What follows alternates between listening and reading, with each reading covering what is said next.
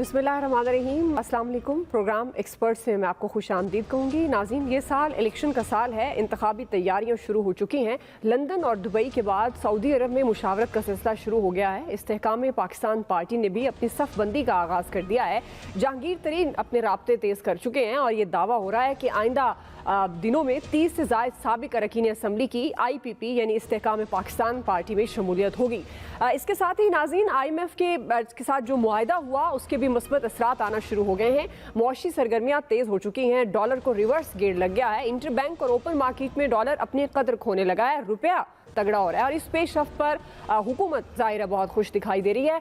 Prime minister Shahbaz शरीफ और वज़ीर ख़जाना इसहाक डार मुआहदे का भरपूर क्रेडिट भी ले रहे हैं और अभी से महंगाई में वाज़ेह कमी के दावे कर रहे हैं। स्टेट बैंक के चेयरमैन जमील अहमद ने यह दावा किया है कि अगले 2 साल में महंगाई की शरह को 5 से 7% तक लाएंगे। इसहाक डार का दावा यह है कि जून में महंगाई 9% कम होकर 29% तक आ गई है, मगर ये दावे फ़िलहाल हवाई दावे हैं। अवाम महंगाई से खुदकुशियाँ कर रहे हैं, जिंदगी अजीरन हो चुकी है। वज़ीर ख़जाना अवाम को ये तो बता दें कि हुकूमत ने महंगाई को कंट्रोल करने के लिए जून में क्या इक़दाम किए, खाने पीने की कौन सी ऐसी अशिया हैं जो सस्ती हुई, कौन सी अशिया ज़रूरिया की जो कीमतें उनकी कीमतों में कमी हुई, क्या बिजली सस्ती हुई, क्या गैस की कीमतों में कमी आई और क्या डीजल सस्ता हुआ। साथ ही वज़ीर ख़जाना इलेक्शन से पहले मुआशी एमरजेंसी की भी बात कर रहे हैं। उन्होंने ये इशारा दिया है कि मुआशी एमरजेंसी के ज़रिए हुकूमत की मुद्दत को बढ़ाया जा सकता है। दूसरी तरफ इस साल को महंगाई का साल भी कहा जा रहा है। मुआशी माहिरीन के मुताबिक IMF मुआहदे के बाद बिजली और गैस महंगी होने से महंगाई में मज़ीद 2% इजाफा हो सकता है।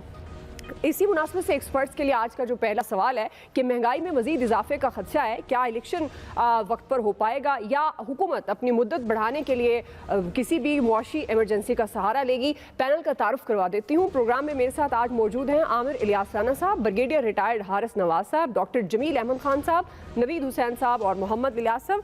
मैं आप सबको खुशामदीद कहूँगी। आमिर साहब, मैं आपसे आगाज़ करूँगी। चूँकि ये साल ज़ाहिर है इलेक्शन भी होने हैं और हुकूमत ये दावा कर रही है कि महंगाई कम होगी। बहरहाल IMF मुआहदे की डील के बाद जिस तरह से प्राइम मिनिस्टर शहबाज शरीफ ने एक एफर्ट की, वज़ीर ख़जाना भी कह रहे हैं कि ये हुआ हमारे उसमें और हम ये चाहते हैं कि मुल्क को डिफ़ॉल्ट होने से बचाएं, जो कि बातें हो रही थी। लेकिन मुआशी माहिरीन ये दावा कर रहे हैं कि IMF मुआहदे के बाद महंगाई में मज़ीद 2% इजाफा होगा।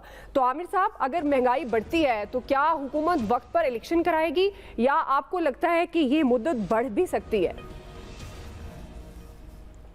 बहुत सारी चीज़ें आपने इकट्ठी की हैं। मैं कोशिश करता हूं कि सारे बातों का एक एक करके आपको जो मेरे तय हो सकती है मैं बात करूं।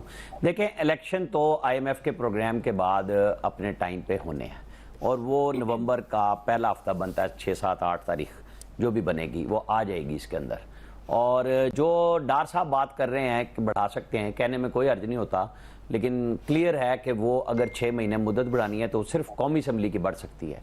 सिंध और बलोचिस्तान असम्बलियों को भी जाना होगा और पीपल्स पार्टी किसी सूरत में यह नहीं चाहेगी कि हम सिंध असम्बली से भी दस्तबरदार हो जाएं, चाहे निगरान हुकूमत उनकी मर्जी की भी मौजूद हो और वो फिर एक लंबा अरसा हो जाए। तो मैं तो फिलहाल इस बात पे नहीं जा रहा कि जी इलेक्शन लंबे होंगे। आप ये कह सकते हैं कि हाँ, अगर कोई प्लान B, C फिर इस्टेब्लिशमेंट के गले बहुत बुरी तरह पड़ जाएगा, अगर उनके जहन में ये मौजूद है कि जब ये निगरान हुकूमतें बन जाएंगी तो फिर उसको वो खींच लेंगे, तो फिर आज जो लड़ रहे हैं ये सारे एक ट्रक पे इकट्ठे होके फिर जो इलेक्शन रोक रहा होगा फिर ये उसके पीछे पड़े हुए होंगे। तो ना तो आप मजीद लड़ने के काबिल हैं सियासी तौर पे, क्योंकि माशी लिहाज से आप फंस गए हैं सारे के सारे। और सब लोग जो अब बोर्ड ऑफ इन्वेस्टमेंट के अंदर एक नया सिस्टम बनाया गया है जिसके अंदर पाक आर्मी भी मौजूद है और सबको पता है कि यहाँ आपके पास एक्सपोर्ट बढ़ाने के अलावा इस मुल्क को चलाने का मसला कोई नहीं रहा। कर्जे आप बेपनाह ले चुके हैं। चीज़ों को ठीक करने के लिए ज़रूरी होगा कि आपकी दिसंबर में नई गवर्नमेंट आ चुकी हो और 3 महीने के अंदर अंदर वो नया प्रोग्राम फुल IMF से भी ले ले, क्योंकि अब वो जो जिन माशी माहिरीन की आप बात कर रहे हैं, मैं कल भी कह रहा था कि अगर उनके बयानात एक एक करके स्क्रीन पे चलाएं, वो सारे के सारे रो रहे थे, तड़प रहे थे कि IMF लेना बहुत ज़रूरी है, ये मुल्क दिवालिया हो जाएगा, ख़त्म हो जाएगा। अच्छा, जिस दिन IMF का बयान आया उस दिन से वो शुरू हो गए, महंगाई का तूफान आएगा, फलां होगा। पहले उनको ये था कि ये मुल्क बचा लो और जो कुछ भी हो जाए। भाई, ये अब डिफॉल्ट से निकलने वाली बात हो गई है।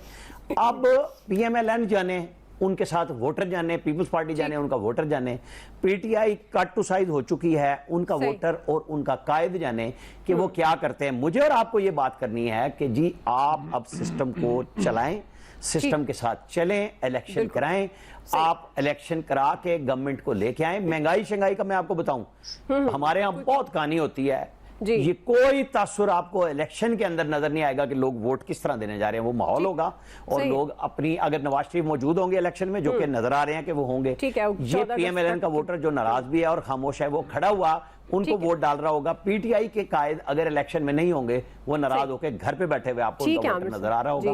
पीपल्स पार्टी अपनी कोशिश कर ले। सही है। ब्रिगेड साहब, आप किस तरह से देख रहे हैं? आपको लगता है कि महंगाई में, ये साल इलेक्शन का भी है, महंगाई में इजाफे के खदशे के भी जो तहफ़्फ़ुज़ात मौशी माहिरीन के हैं वो भी सामने आ रहे हैं, तो आपको लगता है कि इलेक्शन में जाने के लिए नून लीग के पास IMF की डील का, ये जो IMF की डील हुई है, तो ये एक बड़ा अच्छा बयानिया उनके हाथ में लग गया है और आप देख रहे हैं कि इसको इस्तेमाल करते हुए अब ये हुकूमत खुशी खुशी इलेक्शन में जाएगी और इलेक्शन वक्त पर हो पाएगा? दुआ देखें, ये IMF प्रोग्राम से आम आदमी को कोई फर्क नहीं पड़ता। इट इज ओनली 5% लीड जिसको पता है कि ये क्यों जरूरी था, किस लिए लिया और क्या किया गया। अगर आपको, हाँ, अगर इस IMF डील से आप पता चले एक महीने में इसका ट्रिकलिंग इफेक्ट जो है कि गैस, बिजली सस्ती, पेट्रोल डीजल सस्ता, इन्फ्लेशन कम, आवाम को रिलीफ मिल रही है, then they will be very happy, जो कि लव होता हुआ नजर नहीं आ रहा। मुझे एक बात समझ नहीं आ रही कि इसको हम नवंबर में रिवाइव क्यों नहीं करा सके, जब अगर उसी वक्त जो हमने एंड में सारी बातें मान ली, अगर ये हम नवंबर में ये सारी बातें मान लेते तो आज PMLN की गवर्नमेंट के बाद बहुत बड़ा एक होता हाथ में कि देखें हमने IMF का प्रोग्राम रिवाइव कराया, ठीक है महंगाई, लेकिन ये 8-9 महीने में they could have controlled inflation और काफ़ी हद तक डॉलर भी डाउन हो जाता, एक्सपोर्ट भी बढ़ने शुरू हो जाती, कॉस्ट ऑफ प्रोडक्शन भी कम हो जाती, आपकी महंगाई भी कम हो जाती। तो मेरे ख्याल में that would have been ideal situation for the PDM government के वो अगले इलेक्शन में जब नवंबर में जाते हैं तो कहते हैं देखिए हमने 6 महीने में बहुत रिवाइव कर लिया। They have nothing in the kitty, इस वक्त उनकी किटी में कुछ भी नहीं है। द ओनली थिंग इज कि वो जो जाके कहीं हमने प्रोग्राम ले लिया, पाकिस्तान को डिफॉल्ट से बचा लिया। This is the only thing they have. Otherwise मेरे नहीं ख्याल कि कोई ऐसी चीज है बीच आई फील कि अगर इसहाक डार साहब थोड़ा सा पहले ये प्रेम्प्ट करते और नवंबर में दिसंबर में रिफॉर्म रिलाइव कर ले तो आज ही would have been PDM and PMLN would have been in very good position अपने इलेक्शन में मैनिफेस्टो, स्लोगन और आवाम को बता दे देखें IMF के साथ हमने ये आपको रिलीफ किया।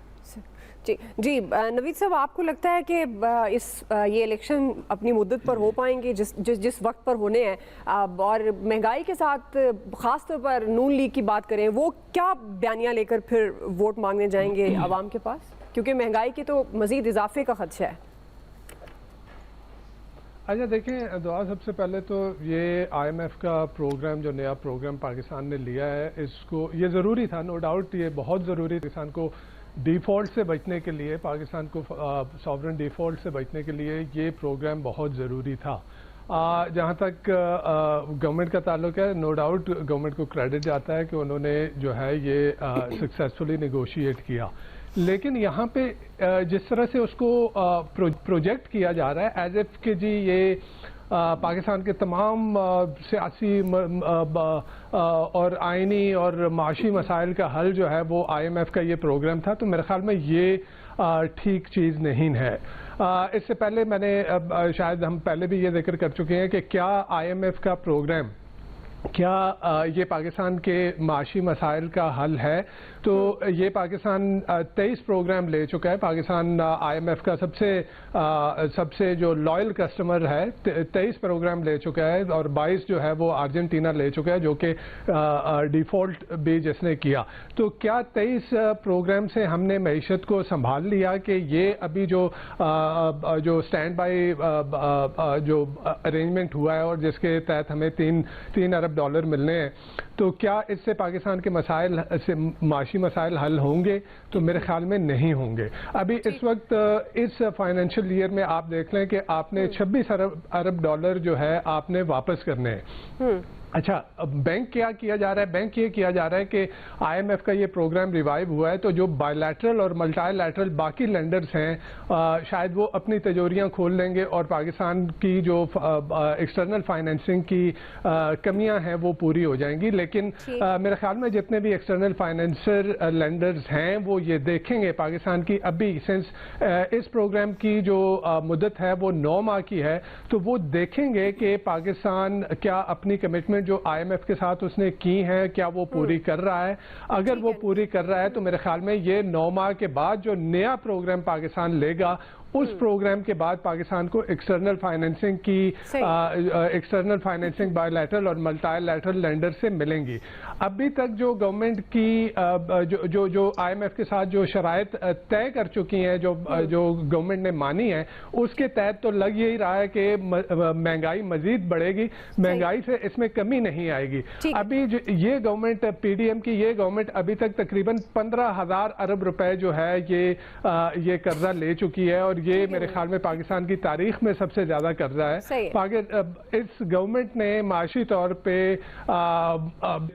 जितने भी रिकॉर्ड थे बुरी मईशत के वो कायम किए। तो मुझे नहीं लगता कि जिस तरह इसको पेश किया जा रहा है। जी ठीक है जी, आपको लगता है कि इस हुकूमत ने रिकॉर्ड कर्जा लिया है और जितनी अगर मुआशी इशारों की बात की जाए जितने बुरे हो सकते थे वो इस दौर में है। डॉक्टर जमील अहमद खान साहब, क्योंकि जो हमारा बुनियादी सवाल है जाहिर है IMF के मुआहदे से आप बहुत ज्यादा उम्मीदें तो नहीं लगा सकते, लेकिन पाकिस्तान में जाहिर है कुछ पैसा आएगा और जो दीगर ममालिक का ट्रस्ट है वो बढ़ेगा और हमारी मैशत तो चल पड़ेगी, लेकिन आम आदमी को डेफिनेट लग रहा है कि फायदा नहीं होगा। तो डॉक्टर जमील अहमद खान साहब, जो बुनियादी सवाल है ये महंगाई में मजीद इजाफे का खदशा है, इलेक्शन का साल है, आपको लगता है कि ये इलेक्शन में जाएंगे, इस साल आपको इंतखाब होता हुआ नजर आ रहा है, 2024 की बातें हो रही हैं, क्या उसमें सच्चाई हो सकती है या आप समझते हैं कि ये जो मुआशी एमरजेंसी है, क्योंकि वो अगर देखी जाए तो वो तो खुद क्लेम कर रहे हैं कि नहीं जी अब बड़ी कामयाबी मिल गई IMF के बाद, तो आपको लगता है कि मुआशी एमरजेंसी लगाकर कुछ मुद्दत बढ़ाई जा सकती है?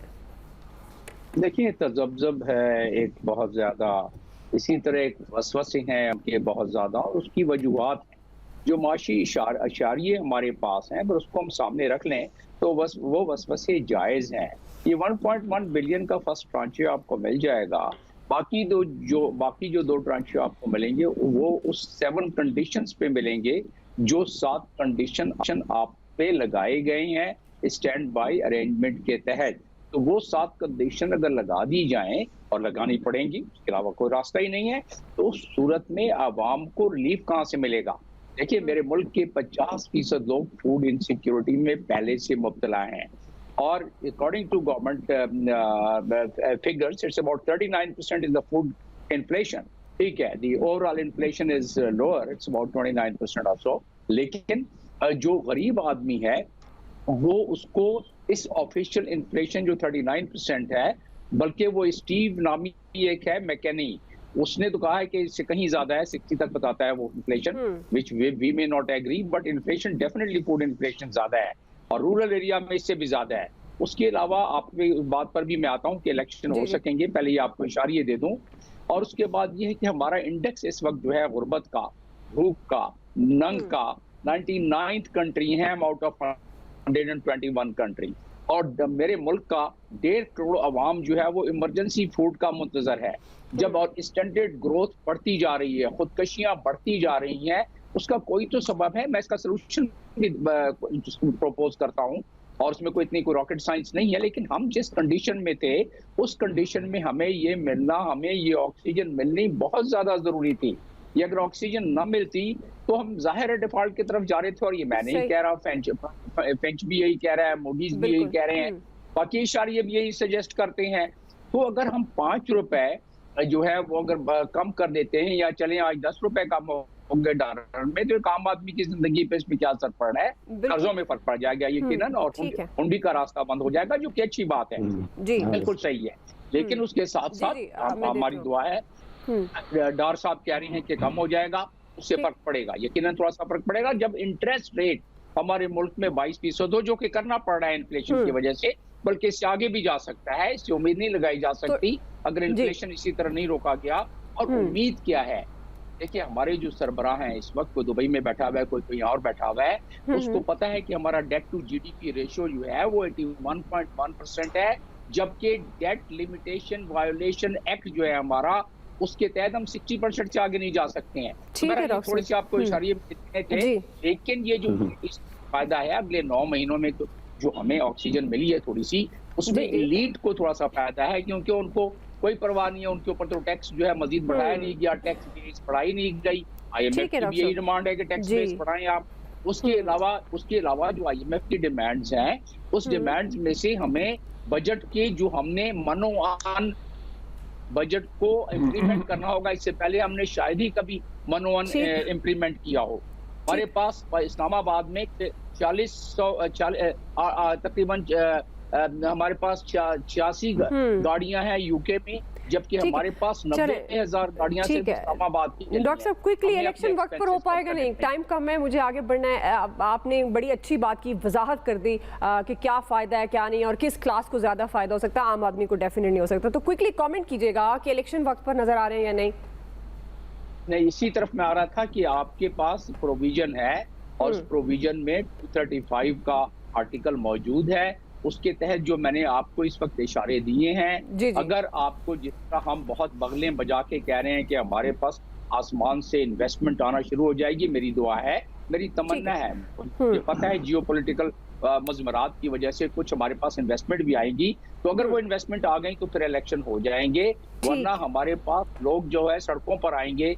इमरजेंसी इनको लगाने प्लान करके बैठे हुए हैं ये ऑलरेडी, तो इमरजेंसी लगा लेंगे तो इनकी अपनी स्टेबिलिटी उसमें भी बढ़ जाएगी। जी ब्रिगेड साहब, आप कुछ कहना चाह रहे हैं? जी ब्रिगेड साहब, मैं ये कह रहा था कि गवर्नमेंट का पॉइंट ऑफ व्यू था कि अगर ये असेंबली की मुद्दत बढ़ती है और इलेक्शन प्रोविंशियल की असेंबली सारे डिसॉल्व हो जाती, इनका अपना पॉइंट ऑफ व्यू जो था कि जी सारे इलेक्शन इकट्ठे होने चाहिए, जो पहले पंजाब और KP की असेंबली की बात हो रही थी, तो ये खुद हुकूमत उसको नेगेट कर रही होगी, इसलिए ये तो उनको सूट नहीं करता। सेकंड ये कि 22% जो इंटरेस्ट रेट के साथ, अब मुझे बताएं कौन सी इंडस्ट्री लगेगी और क्या कौन सा कारोबार होगा जिसमें आवाम को जॉब अपॉर्चुनिटीज मिलेंगी, वो होंगी। तो ये हुकूमत की सबसे बड़ी गलती है कि नवंबर में इसको यही कंडीशन से मान जाते, आज काफी हद तक स्टेबल करके बात सही। जी इलियास साहब, आपको लगता है इलेक्शन वक्त पर हो पाएगा या नहीं? देखिए, इस वक्त जो सूरत हाल है कि इन्होंने IMF से जो इनको ब्रीदिंग स्पेस मिली है, इस वक्त गवर्नमेंट चाह रही है कि मज़ीद स्टेबल हो सके, और जितनी ज़्यादा स्टेबिलिटी मिलेगी तो उसकी वजह से, अगरचे उनके इत्तेहादी चाह रहे हैं कि इलेक्शन वक्त पर हों, तो गवर्नमेंट का ये एक देखना है, अपना पहले देखना है कि फिजिबल है कि नहीं उनके लिए सियासी माहौल। अगर वो ठीक है, अगर लोग उनको वोट देते हैं, वो भी सारे इस बारे में सर्वे करके बैठे हुए हैं। वैसे तो इलेक्शन टाइमली होने चाहिए और गवर्नमेंट को भी चाहिए कि इसके लिए करना चाहिए। अगर माशी इमरजेंसी लगाते हैं, टाइम बढ़ाते हैं, तो इसमें इनका अपना ही नुकसान लगता है, क्योंकि दूसरे जो सियासी जमातें हैं वो इस पर एतराज़ करेंगी, और बाकी रहा जो कि IMF के जो इनसे पैसे मिलेंगे, ये जाहिर है 9 महीने में इन्होंने इंस्टॉलमेंट्स लेनी है, ये इनके लिए ब्रीदिंग स्पेस है।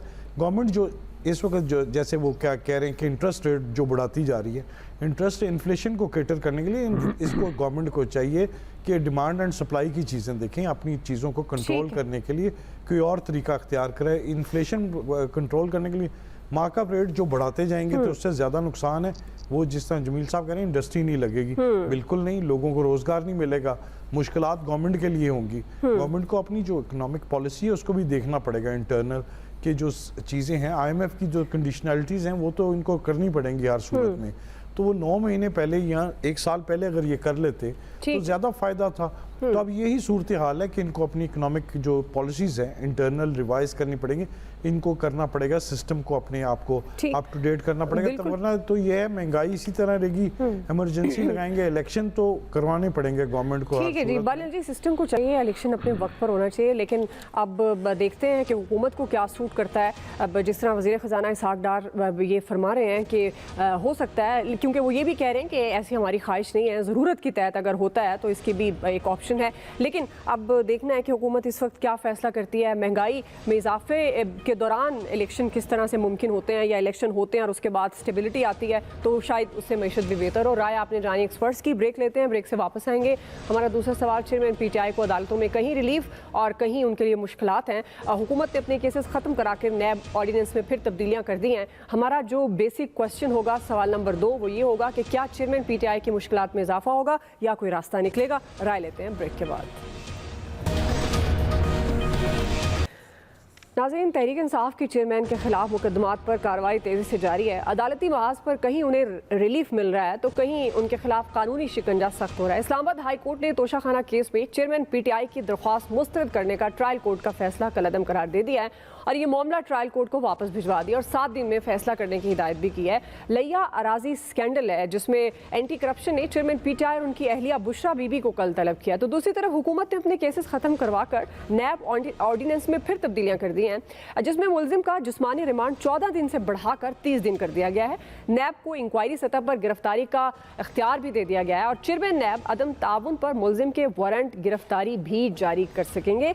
अब इस सारे मामले पर हम बात करेंगे और ये सवाल हम रखेंगे कि चेयरमैन पीटीआई को अदालतों में कहीं रिलीफ है, कहीं मुश्किलात का सामना।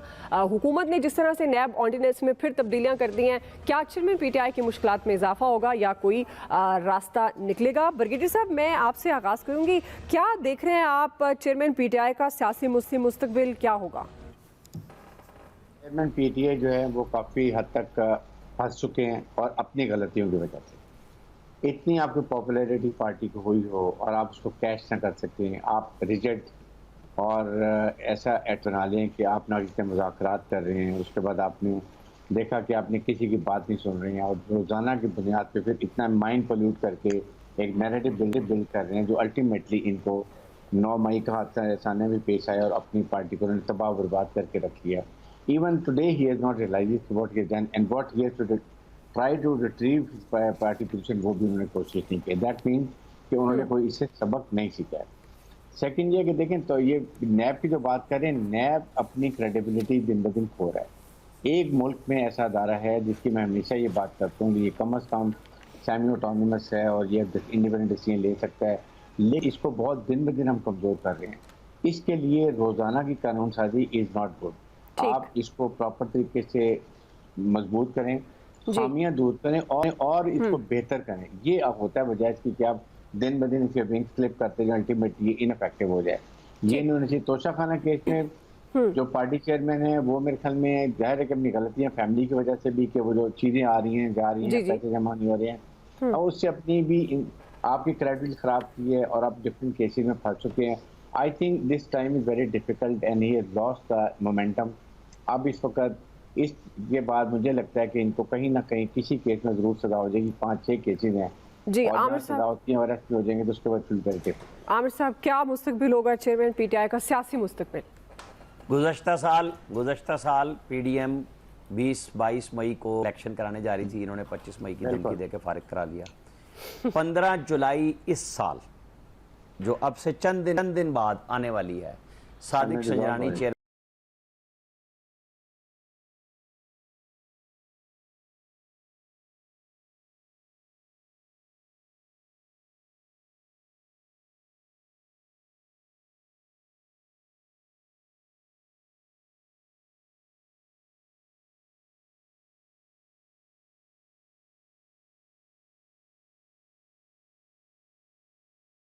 नेमुल बदल बनाया कि अगर आपने किसी को फायदा दिया और बदले में ताहिफ लिए तो भी आप होंगे मुलजिम। और ये खान साहब का ये चीजें बड़ी क्लियर आ गई हैं 190 मिलियन पाउंड के साथ कि जो चीजें मतलब आप उसी शख्स से क्यों ले रहे हैं जिसको आपने फायदा दिया है और कैबिनेट में भी नहीं बताई। आपके लोग सुल्तानी गवाह हैं उस केस में कि हमने बताया कि हमें बताएं तो सही है क्या बंद लिफाफे में। अच्छा जी, अब आप जो फायदा ले रहे हैं, बात कर रहे हैं, इलेक्शन लेना था, आपने अपनी जिद पे हट धर्मी से अपने आप को यहाँ बचाया। जो ब्रिगेडियर साहब बात कर रहे हैं ना, ये नैब पहले दिन से मुतनाज़ था, है और रहेगा।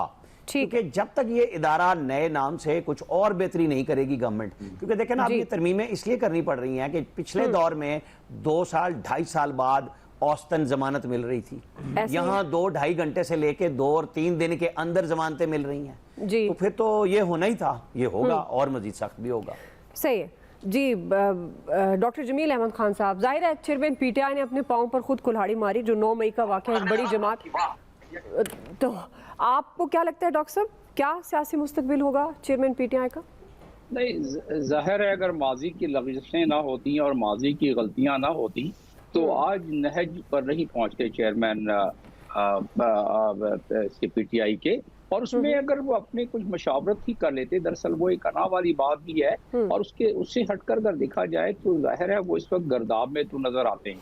देखिए, इस मुल्क में ज्यादातर लोग जिसके गिर्द अगर आप चाहें तंग करना तो उसमें भी बहुत आसानी है। हमारे लॉ इस तरह फ्रेम किए गए में, हमारा निज़ाम अदल इस तरह है तो कहते हैं ना कि खता किसी से हो सरजद सजा किसी को मिले, और मरीज जब्र हो कोई दवा किसी को मिले। अजीब रंगे जहां है अजब निज़ाम हयात, तलाशे हक हो किसी को खुदा किसी को मिले। तो हम इंसाफ की क्या बातें करते हैं। 98% people of my country, they are in the prison and they all are from the very marginalized class। और जो हमारे इलीट्स हैं वो बस जाते हैं सैर शुरू करके कोई अस्पताल चक्कर लगा के वापस आ जाते हैं। अब आ जाते हैं इसके टेक्निकल पॉइंट पर, जहां दर्जनों नहीं 85 नहीं 100 केसेस से ऊपर बन जाए, वहां कितने केसेस में रिलीफ मिलेगा और कितने केसेस में वो सवाल कि क्यों हुआ कैसे हुआ। वो जो माहौलियाती एक दायरा अपने गिर्द तंग किया था खुद ब खुद चेयरमैन पीटीआई ने, उस दायरे में अब घिरने के बाद उनको दरअसल तवक्को नहीं थी, ना उनके सपोर्टर्स को ये तवक्को थी, ना इसका था। वो तो अगर ये मामला नहीं होता 9 मई का, तो अब तक वो उसी हिसाब से उसी डगर से उसी जोम में चले आ रहे होते। लेकिन वो जोम इसलिए टूटा कि अब नजर आ गया कि हमारे पास कवानीन, नैब का कानून अगर ये अमेंडमेंट न भी आती नैब की अगर, तो उसमें कोई ज्यादा फर्क नहीं पड़ना था। और बहुत सारे ऐसे कवानीन हैं नैब का जहां तक ताल्लुक है, उसका एप्लीकेशन हर एक पर होगा, उन पर भी होगा। आखिरी बात कि जो जब से एहतसाब ब्यूरो था उस वक्त से लेके बहुत सारी करवटें बदली इस हमारी ब्यूरो ने, और जिस करवट में अब है वो भी आप माजी से मुख्तलिफ नहीं हो सकता। और जिस लिहाज से इंजीनियरिंग माजी में की गई अब उस तरह हो सकती है। तो ये तो एक पूरा माहौलियाती असर है हमारे निज़ाम अदल का। उस माहौलियाती असर में हम सब उसमें शामिल हैं। लिहाजा मैं समझता हूँ कि उनके जो इस वक्त गर्दाब है और जो इस वक्त जो दलदल में है फंसे हुए चेयरमैन पीटीआई या बाकी बहुत सारे लोग, उनका निकलना जरा आसान नहीं था। सही है। आप किस तरह से देखते हैं नवीद साहब ये जो गर्दाब है दलदल? छोटी सी बात जी ठीक है आमिर साहब आप कीजिए कमेंट जी। वो जमील साहब कह रहे थे ना कि ये एहतसाब ब्यूरो और सब कुछ, ये एहतसाब कमीशन से शुरू हुआ था काम। जस्टिस मुजद्दिद मिर्जा मरहूम और नजम सेठी स्पेशल असिस्टेंट थे, मलक मिराज खालिद और फारूक लगारी मरहूम सदर थे उस वक्त। ये सारे फौत हो चुके हुए, ये वहां से काम शुरू हुआ था और आज तक उसी तरह चलता आ रहा है। सही, उसी जगह पे चल रहा है। ठीक है नवीद साहब आप किस तरह से देखते हैं? आपको लगता है चेयरमैन पीटीआई की मुश्किलात में इजाफा होगा या कोई रास्ता निकलेगा? और नैब ऑर्डिनेंस जो जारी हुआ है कुछ तरमीम के साथ, उसको आप कैसे देख रहे हैं? अच्छा देखिए दुआ मेरे ख्याल में चेयरमैन पीटीआई जिनका हम नाम भी नहीं ले सकते अब यहाँ स्क्रीन के ऊपर, जहाँ तक उनकी सियासी मुश्किलात का सवाल है, तो उनकी इस वक्त सियासी मुश्किलात जो उन लोगों की पीटीआई से जिनका ताल्लुक था उसी सूरत में ख़त्म हो रही हैं कि वो पीटीआई से अलहदगी का ऐलान करें और वो सियासत को तर्क करने का ऐलान करें, तो उनकी मुश्किलात जो है वो कम हो रही हैं। और ये हमने एक तवातुर के साथ देखा है 9 मई के वाक़यात के बाद कि जिन लोगों ने पीटीआई छोड़ी, जिन लोगों ने सियासत से अलहदगी अख्तियार की, उनको ना सिर्फ वो धुल गए बल्कि उनको उसके साथ साथ जो है उनको एक नई सियासी पार्टी के अंदर भी लाया गया।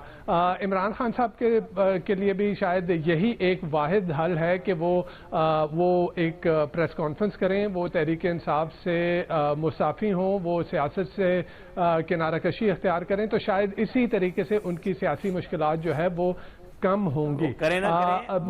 अदरवाइज हवाओं का रुख अदरवाइज जो है वो हवाओं का रुख ये बता रहा है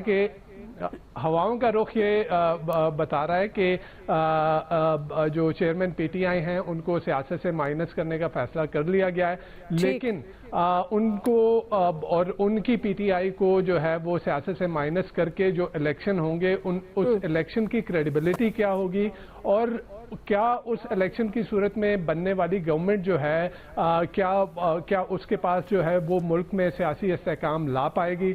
दूसरी तरफ आपने जहाँ तक बात है नैब के कवानीन की, जी। तो नैब कंट्रोवर्शियल था, जैसे राना साहब ने जिक्र किया, कंट्रोवर्शियल था, कंट्रोवर्शियल है और कंट्रोवर्शियल रहेगा। यही गवर्नमेंट थी इमरान खान साहब की गवर्नमेंट के दौरान उन्होंने जो है इस पीडीएम के जो रहनुमा हैं उनके खिलाफ पॉलिटिकल विच हंट के लिए नैब को इस्तेमाल किया। और अब जो है ये गवर्नमेंट जो है वो पीटीआई को जो है वो उसकी पॉलिटिकल विच हंट के लिए जो है वो नैब के कवानीन को उसमें सेल्फ सर्विंग तरमीम करके उसको दोबारा जो है वो पीटीआई में पॉलिटिकल विच हंट के लिए इस्तेमाल कर रही है। सही सही, ठीक जी। आमिर साहब, वैसे आपकी एक ट्वीट देखी थी जिसमें आपने कायम मकाम सदर से मुलाकात की, तो कोई अहम बात है उसकी जो आप हमारे नाजरीन को बताएं क्विकली? नहीं, बस वो कुछ चीजें हैं जो आगे चल के सामने आएंगी, वो कबल अज वक्त नहीं बताई जा सकती, वरना तो मैं ट्वीट क्या प्रोग्राम में बल्कि बड़ी खुल के बात करता। लेकिन हमें अपनी तज्जिए के लिए लोगों से मिलना पड़ता है। हम घर बैठ के अगर गवेड़ मारेंगे तो 4 दिन काम चलेगा, ऐसा नहीं होता। चलें आज एक्सपर्ट्स में आप ब्रेकिंग न्यूज दे दें कोई। हम हर चीज के लिए हर जगह पे जाते हैं लोगों से मिलने के लिए, तभी हम अपना कोई तज्जिया कायम करते हैं, खबर लेके आते हैं। वरना तो फिर देखें ना, फिर यहाँ बहुत सारे फिलासफर बैठे हुए हैं जो घरों से बैठ के तज्जिया करते रहते हैं। जैसे मैंने बहुत सारे इकोनॉमिक माहिरीन का आपको बताया है कि अगर आप कभी स्क्रीन पे लगा दें तो मेरा ख्याल है सारे छुप जाएंगे कि IMF की डील से पहले क्या कह रहे थे और आज क्या कह रहे हैं। सही है। इलियास साहब, आप किस तरह से देख रहे हैं? आपको लगता है कि ये जो मुश्किलात हैं चेयरमैन PTI के लिए ये खत्म होने जा रही है? कोई रास्ता निकलेगा? ज़ाहिर अगर दलदल में फंसे उससे निकलना तो होगा, उन्हें लग रहा है आपको? तो कोई नजर नहीं आ रही। जितने वो जैसे केसों में जाते हैं, अपनी जमानतें लेते हैं, तो कोई ना कोई और नया केस बना होता है। तो अभी जाहिर है अभी तो कई केस और खुलेंगे जिन पर चल रहे हैं, तो वो जाहिर है इनके लिए मुश्किलात तो अभी इसी तरह रहेंगी। अब नैब का भी आ गया कि इनकी गिरफ्तारी की मुतवक्को हो गई है कि जी इनको गिरफ्तार किया जाए। जो इसी तरह अब एंटी करप्शन के भी केसेस हैं इनके खिलाफ और दूसरे भी जो चल रहे हैं, तो जाहिर है इनको अब फेसेस तो करना पड़ेगा इन केसेस का। नैब के लिए ये है कि नैब के बारे में यही है कि पॉलिटिकल विक्टिमाइजेशन के लिए ये अदारा इस्तेमाल किया जा रहा है शुरू से। और यहाँ ये पिछली गवर्नमेंट में भी हुआ और इस गवर्नमेंट में भी। लेकिन इनसे नैब को चाहिए कि अफसरान जो इनके हैं कि वो इन्वेस्टिगेशन करें, तो ऐसे लेके आएँ, शायद लेके आएँ कि अगली गवर्नमेंट में भी उनसे जान ना छूट सके।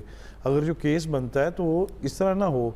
वो कहते हैं केस देखते हैं हम, फेस नहीं देखते, लेकिन केस में इन्वेस्टिगेशन ऐसी करें कि जिसमें शायद मौजूद हो। ये ना हो कि जो खत्म हो जाए, अवाम का भी पैसा जाया होता है। हमेशा गलत बयानी करते थे, वो ये कहते थे।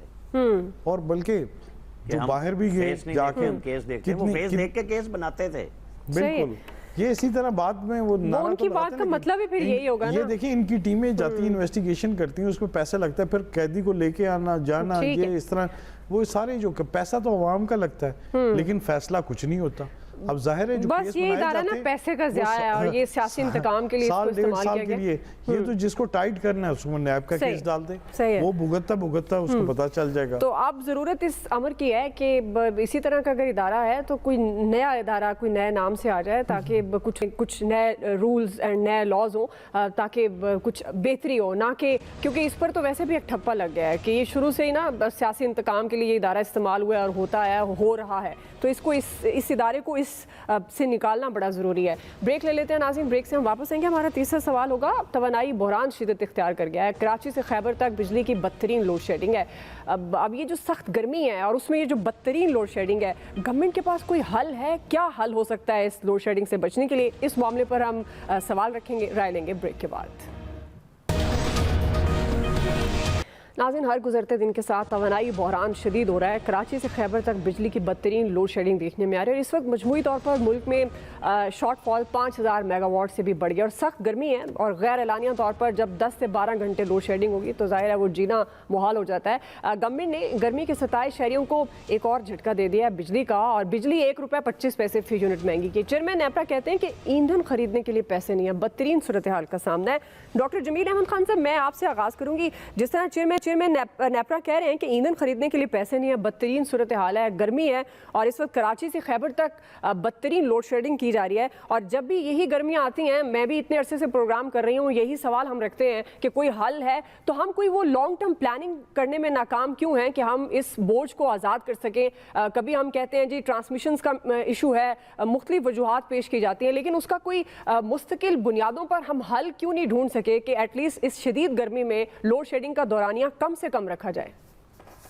सिंसियरिटी की बात है, और जो जब प्लानिंग करते हैं और उसमें अगर उस प्लानिंग के दौरान जब IPPs को लेते हैं, बाकी हम मिक्स का जब जिक्र करते हैं, इलेक्ट्रिक मिक्स का, तो उसमें हम वो ख्याल रखते हैं कि कमीशन कितना है, उसमें ये तो ख्याल नहीं रखते हैं कि उसमें मिक्स इतना हो कि लोगों के जेबों पर इतना ज्यादा डाका ना पड़े।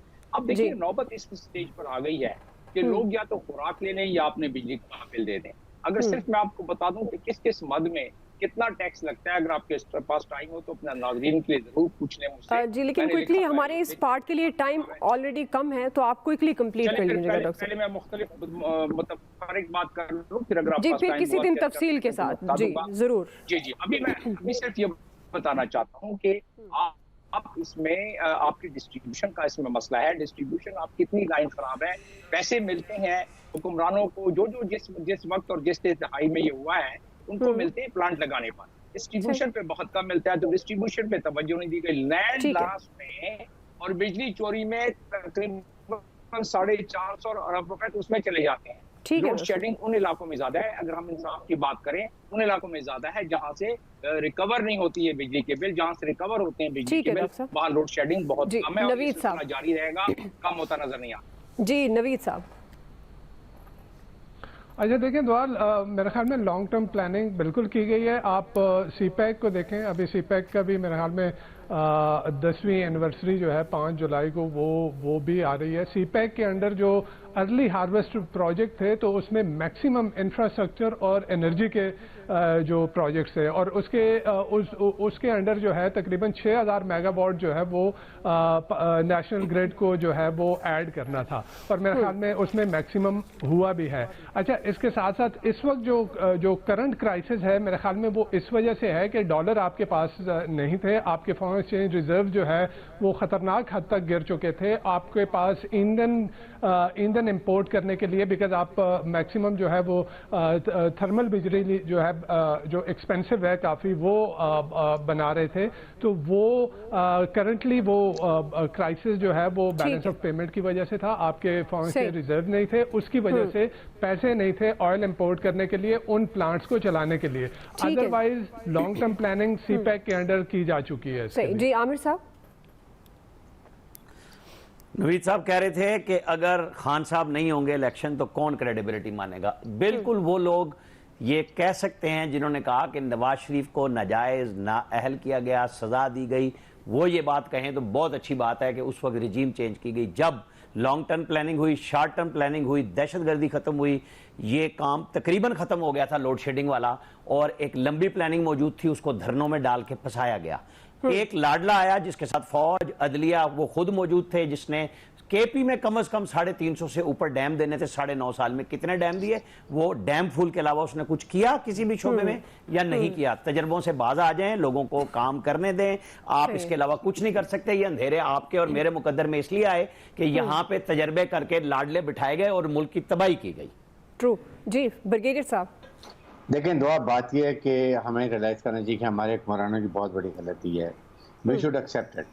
बात यह है कि वो जो मैंने बात की थी, अगर IMF वर्ल्ड बैंक प्रोग्राम नवंबर में या अक्टूबर में ये ले लेते इन्हीं कंडीशन से जो आज मानी है, तो आप पर इस वक्त डॉलर भी इस वक्त होते, आपका जो इन्वेस्टर्स का जो है इंटरेस्ट भी डेवलप हो जाता और आपको फ्यूल खरीदने में शॉर्टेज ना होती जो आपको फॉरेन एक्सचेंज के रिजर्व की। बेसिक क्राइसिस ये है। और इसके साथ इस वक्त 44 मेगावाट की कैपेसिटी है, 29 मेगावाट रिक्वायरमेंट है, 22 बना रहे हैं, 5-6 हज़ार मेगावाट फर्क है, जिसकी वजह से प्रॉब्लम इशू इज फ्यूल और वो डॉलर नहीं है। इसलिए ये टोटल फुकदान हमारी प्लानिंग का था।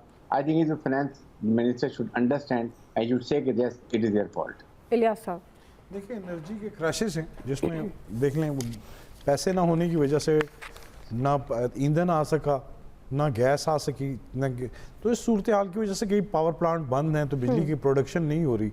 28,000 मेगावाट बिजली अगर पैदा कर सकते हैं तो तरसीली निज़ाम इस तरह नहीं है कि ये बोझ उठा सके। आपने देखा होगा कि मुल्क में 2-3 दफ़ा मुकम्मल लोड शेडिंग हो गई, सिस्टम डाउन हो गया, बैठ गया। तो इस वजह से जो सूरत हाल है, अपने सिस्टम की अपग्रेडेशन बड़ी ज़रूरी है। अपग्रेडेशन के लिए फंड्स की ज़रूरत है, पैसे की। गवर्नमेंट को चाहिए इस चीज़ पर भी लगानी चाहिए कि इससे ना इंडस्ट्री चलती, घर चलती है और लोगों को बिजली मिलती है, तो सारा सिस्टम यही चलता है। तो ये सिस्टम जब तक ये आप अपग्रेडेशन नहीं करेंगे, यहाँ से तवज्जो नहीं देंगे, ब्रीफिंग्स वगैरह ले लेते हैं लेकिन उस पर काम नहीं किया जाता। सही, बिल्कुल आप सही कह रहे हैं। बात ना पैसा है ना प्लानिंग है, और ख़ासतौर पर हम इस सिस्टम को बेहतर ही नहीं कर पा रहे। डिस्ट्रीब्यूशन की कब से हम बातें करते आ रहे हैं, डिस्ट्रीब्यूशन बेहतर करेंगे, बिजली चोरी होने से बचाएंगे, लेकिन वही बैड गवर्नेंस यहाँ भी हमें देखने को मिलती है, जिसका खमियाजा आम आदमी भुगतता है। बदतरीन लोड शेडिंग की सूरत में, सख्त गर्मी की सूरत में। तमाम एक्सपर्ट्स की राय आप जान चुके हैं। आज के एक्सपर्ट से इतना ही। फीडबैक दीजिएगा। ख्याल रखिए। अल्लाह हाफिज़।